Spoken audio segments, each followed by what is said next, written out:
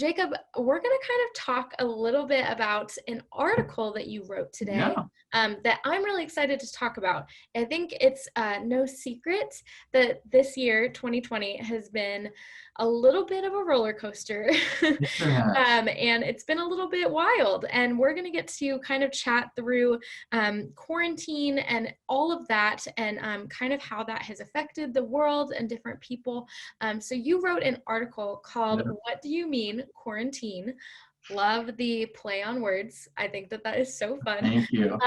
But I would love if we could just start out by you telling me who this article is written to. Yeah. So you're absolutely right. Quarantine or this pandemic, it's everywhere. So it affects us all. We probably all know someone that's been affected a little bit differently. Maybe we have personally. So I just had like several conversations about like spouses trying to navigate through like some of these changing dynamics. Like what do conversations look like? How do I kind of manage myself, etc. It changes a lot. Quarantine, this pandemic has changed tremendously. And so specifically, I was thinking about couples, but even broadly, like just kind of stepping back out. Like I think I looked at the recent numbers. There have been like over 6 million U.S. citizens that have contracted the virus. So even thinking, I mean, that's several people, right? So now, so I had them in mind when I was writing it.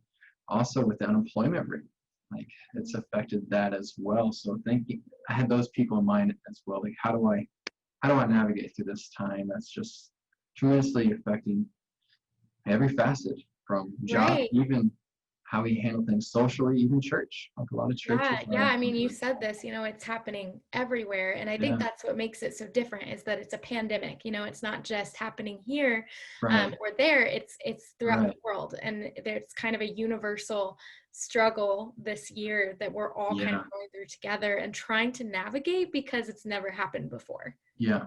This is something that's going to be in history books. Like Oh, this 100%. isn't regional. This is like my daughter's going to read this in her history book at some point, Oh, totally. I mean, this whole right? year, it's wild. It's crazy.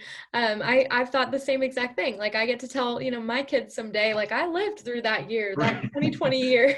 right. I walked around with the mask on and all of that. That was my year. Exactly, exactly. So, Yeah. Wow. so writing this article, I felt honestly a kind of a weight of like I want to be able to talk to those um, to, to the couples, but also I also had in mind there are millions of people that's being affected by this. So this kind of this heaviness, this responsibility of how do I kind of capture a moment without it being too specific, also too general. But yeah, that's kind of like where my mindset, where my heart was in regards to writing this. Right. And I think there's so much fear in this year, and so much going on. And I think, you're right. It's a heavy responsibility, not just because you're writing to these people, so many different people who have been affected by this, but Yeah, you're also, trying to navigate talking about it without kind of fueling fear, yeah, which I think this year there's been a lot of that. yeah, absolutely. It's like how do we try and stay connected as best as we can, Yeah. even Yes. whatever the situation in life, how do we stay relatively connected? Right. Yes, absolutely. So, what kind of was it that inspired you to write this article? I mean, obviously, we've all been living through this together, but Yeah, what kind of sparked the inspiration for this article? yeah. So even kind of stepping back, I'm sure we've all had our own personal experience with this, but there was one point when this first began where my wife and at that point, 12-month-old daughter decided to stay with my in-laws. I absolutely loved them. So we had my in-laws, my wife and I, my daughter, and also their two sons came back in the beginning of this, and we were quarantined together. So there were, how many people is that? 6 people. It's a lot of people, kind of all Yeah, and, under and a one, baby. and a baby. And the baby does not care about your schedule, doesn't care about your sleep, doesn't care about their sleep. So, like even from the beginning, I'm like, okay, this is it's interesting.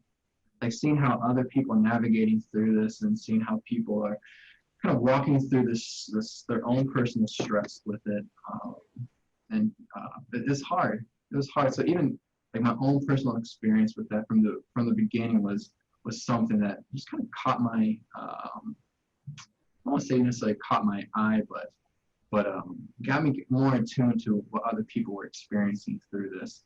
So when it happened, I remember just asking, like, what is this experience like for you? For when I was talking to uh, my clients, what is this like for you? What is this experience like?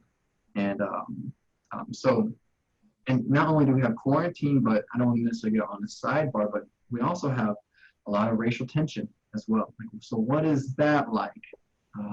So just having those conversations when it first started is also something that just really piqued my interest of, not piqued my interest, but having me be more empathetic to just more of what's going on. Right. And I think that's kind of like the point of your article is learning how to empathize and how to listen and talk about Yeah, what's going on, almost grieving a little bit. You're kind of yeah, there grieving a is a loss. loss there. You're absolutely Yeah. right. There is a loss there.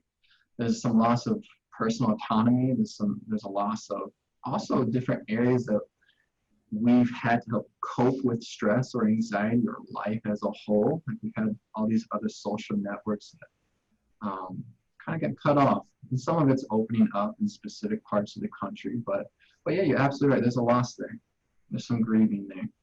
And yeah, like you mentioned with the article, um, with the grieving and with the loss, there's a piece of like recognizing I did lose something. Like this is hard. And kind of recognizing that we do have a voice, but also taking a moment to think about like how is this impacting my spouse or my children. Just taking that moment to really empathize. You're absolutely right. Yeah, yeah. Well, hey, going back, I have to give you props for quarantining, with family, and so much family, because I feel like that could be really, really difficult. And I know, a lot of couples, a lot of families have struggled through quarantine and, Yeah. the whole experience. And I mean, it's just been so crazy. I'd love to know if you could kind of expand on why the pandemic has been it feels harder than anything else that I've gone through. It feels more scary, more heavy, and I Yeah. would love it if you could just expand on maybe the psychology of like why people are feeling so heavy around this compared to even other trials that we've all gone through. Yeah. And that's a big question. And there are a lot of layers to that. And I just kind of want to apologize to any listener if I do miss any layers. I'm not trying to be neglectful or anything like that. But there are a lot of different layers. Like one, we have, like we mentioned earlier, like the social aspect of it. Like we're kind of cut off from like at one point, like we couldn't really go to parks, right? Like those were shut down in specific parts of the country. Gyms were closed down. Beaches were closed down.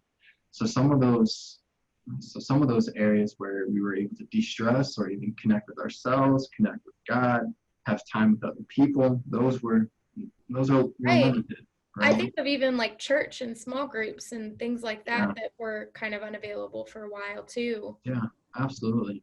Like some churches, like I have just so much respect and admiration for churches trying to navigate through this. This is hard. Like I don't want to undermine uh, or oversimplify what they're trying to navigate through. Right. But you're absolutely right. Having a YouTube link or a Zoom link, I mean, it helps, but sometimes it's just not. You're right. It's not enough.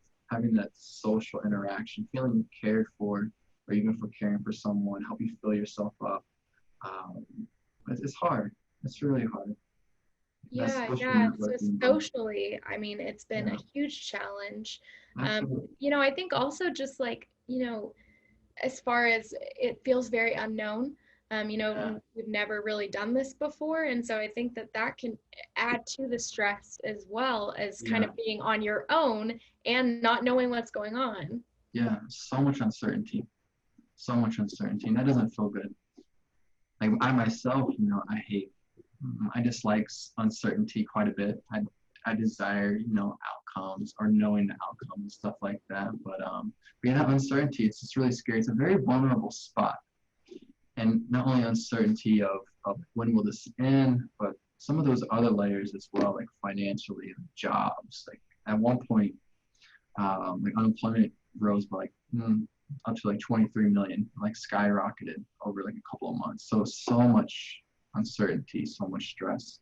Right. If you don't know someone who's been affected by the actual illness, you probably know someone who's been affected by just the Yeah, repercussions yeah, of the pandemic. absolutely. Yeah, Right. And that's a lot to carry. You know, sometimes we're like very empathetic toward people who are being yeah, affected. We're being affected. I mean, it's just a lot to carry and yeah, to be almost isolated in quarantine. yeah, absolutely. It's even that empathy can feel lonely, Yeah. right? Like, what can I do with this? Like, how can I help out? Um, so absolutely, it's just a lot to carry. It can feel really Yeah. heavy. Yeah, you know, you talk about in the article, you talk a little bit about, you know, when are things going to go back to normal? Like when is everything going to be normal again? Yeah, And you speak into there being a new normal. And that can be scary to a lot of people, there being a yeah. new normal, like we can't go back. So could you just kind of expand on that whole idea? And that's a great question. I think that kind of goes with the uncertainty, some way kind of embracing it, right? Sometimes like uncertainty can feel like this wall in front of us, and what we want to do is just like kind of push that wall over, but rather, how do we kind of embrace the wall in a way? So some things that I mentioned in the article is kind of creating your own culture, creating ways to bond with your family. That the ways that maybe you used to might not might not be able to do that for a little while. So help creating this little mini culture. What that does, it helps provide unity, helps provide like a sense of belonging, can help reduce this feeling of uncertainty, some of the stress, some ideas. It's kind of creating this mini culture involves rituals, and this could be something like having a specific game night or a specific food night, or even praying together, like having a specific time you guys all pray together, doing something that creates this culture, but also some of some of these rituals help bring people closer together. Yeah, yeah, so important, especially coming off of quarantine and off of, you know, the pandemic, you Yeah, know, really creating that space um, yeah, to because we be want together again predictability. and learn how to be together in a different way. Right, absolutely, absolutely. So like we're away from our jobs 40 hours a week now. We're home for an additional 40 hours a week. So absolutely, these are great ways I think to navigate through that, because it helps provide maybe even a sense of predictability, some structure that could be helpful for yourself or even for kiddos. Um, um, yeah, sorry, I Right. didn't. Yeah. I mean, I even think of, you know, we've been doing this most of the whole year.